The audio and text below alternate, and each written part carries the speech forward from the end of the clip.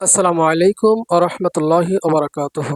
বন্ধুরা, খুব শীঘ্রই আমাদের মাঝে আসছে ঈদ উল ফিতর। আমরা অনেকেই ঈদ উল ফিতরের নামাজ সঠিকভাবে পড়তে পারি না।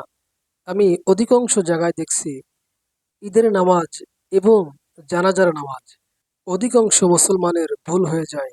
আসুন, আজকের ভিডিওয় আমি আপনাদের দেখিয়ে দেব সঠিকভাবে কিভাবে আপনি এবং আমি ঈদের নামাজ পড়তে পারি। দর্শক, তার আগে আপনার কাছে ছোট্ট একটি রিকোয়েস্ট করব, যদি আপনি আমার এই ভিডিওটি ফেসবুকে দেখেন তবে পেজটি ফলো দিবেন, আর যদি ইউটিউবে দেখেন অবশ্যই সাবস্ক্রাইব করবেন।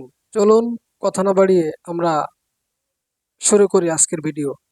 প্রথমে নিয়াত, অতিরিক্ত ৬ তাকবীরের সহিত ঈদ উল ফিতরের ২ রাকাত ওয়াজিব নামাজ এই ইমামের পিছনে কিবলামুখী হইয়া আল্লাহর উদ্দেশ্যে আদায় করছি। আল্লাহু আকবার।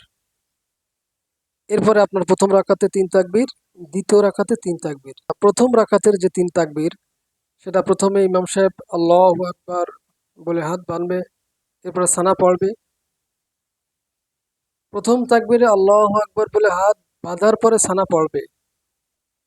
সানা পড়ার পরে ইমাম সাহেব দ্বিতীয় তাকবীর আল্লাহু আকবার, হাত ছেড়ে দেবে। তৃতীয় তাকবীর আল্লাহু আকবার, হাত ছেড়ে দেবে। চতুর্থ তাকবীর আল্লাহু আকবার, হাত বাঁধবে। এরপরে ইমাম সাহেব সূরা ফাতিহা পড়বে, তারপরে আরো একটি সূরা মিলাবে। মিলানোর পরে রুকু করবে, সেজদা করবে। প্রথম রাকাতের পরে এবার দ্বিতীয় রাকাতের ৩ তাকবীর। ইমাম সাহেব দ্বিতীয় রাকাতে উঠে সূরা ফাতিহা পড়বে, আরেকটি সূরা পড়বে।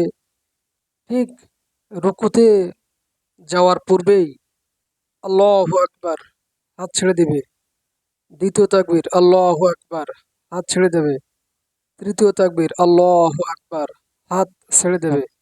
চতুর্থ তাকবীর আল্লাহু আকবার, অর্থাৎ চতুর্থ তাকবীরে যে রুকুতে যাবে।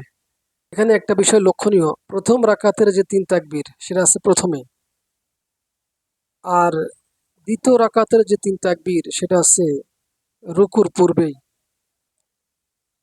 এরপরে আপনি ইমাম সাহেবের সঙ্গে সালাম ফিরাবেন। এটা খুব লক্ষণীয় যে প্রথম রাকাতের ৩ তাকবীর শুরু থেকেই ৩ তাকবীর এবং ৩ বারই হাত ছেড়ে দিতে হবে। আর দ্বিতীয় রাকাতে যে ৩ তাকবীর রুকুতে যাওয়ার পূর্বেই ৩ তাকবীর। শুধু এইটাই মনে রাখলে আপনাকে যথেষ্ট। আশা করছি আপনি এবং আমরা সকলেই যেন সঠিক নিয়মে ঈদের এই নামাজটি পড়তে পারি। দিনের দাওয়াত হিসেবে এই ভিডিওটি আপনি শেয়ার করতে পারেন। আপনার শেয়ারে অন্য অপর এক মুসলমান ভাই সঠিকভাবে ঈদের নামাজটি আশা করি পড়তে পারবে।